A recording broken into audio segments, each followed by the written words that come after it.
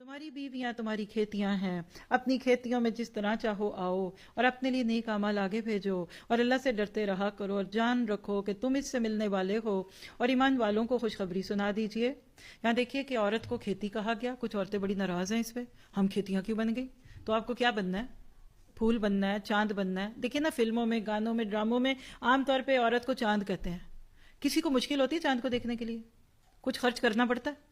جدھر مرضی دکھے، جس کے مرضی ہو دل پہ بجلیاں ڈالیں۔ پھول ہے جی، تو پھولوں پہ بھنورے آتے ہیں، اڑ اڑ کے خوشبو لے کے اڑ جاتے ہیں۔ قرآن نے عورت کو کھیتی کہہ کے مرد کو پہلے کسان بننا سکھایا۔ شوہر بیوی کے تعلق کے بیچ میں کسان والے سارے مراحل ہیں، مبہم بات کر رہی ہوں۔ کیسے وہ پانی ڈالتا ہے، پھر بیج ڈالتا ہے، پھر وہ بیج اگتا ہے، پھر کھیتی تیار ہوتی ہے۔ شوہر بیوی کے تعلق سے اولاد بھی اسی طرح سے ملتی ہے۔ اللہ نے مرد کو ایک قوام بن کر، ایک عورت کا ذمہ دار بن کے جینا سکھایا ہے۔ آج ویسٹ نے عورت کو خالی کر دیا، 4 قسم کے بچے لے کے عورت پھر رہی ہے، بھمرا اڑ گیا۔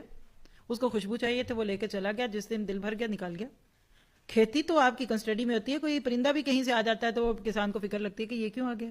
تو یہ مزاج ہم نے فلموں سے سیکھا۔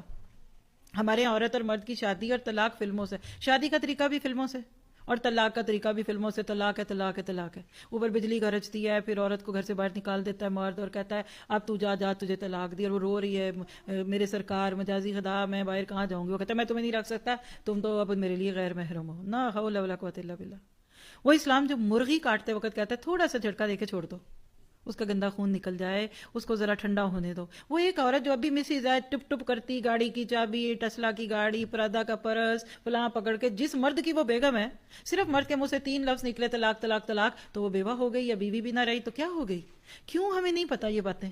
شادی کی تیاریاں 6 مہینے کرتے ہو، کوئی ایک چھوٹا سا ان آیتوں کا کورس تو کر کے کرا لو کہ تمہاری شادی ہوتی کیا؟ پھر اس امت کی نسلیں آج وہ گمشدہ بھیڑوں کی طرح پھر رہی ہیں، تو کس کا قصور ہے؟ اللہ ہمارا یہ درد قبول کرے، اور ہمیں اپنے بچیوں کو ان کی شادی سے پہلے کم از کم قرآن پورا ترجمے کے ساتھ پڑھنے والے ماں باپ میں شامل کر دے۔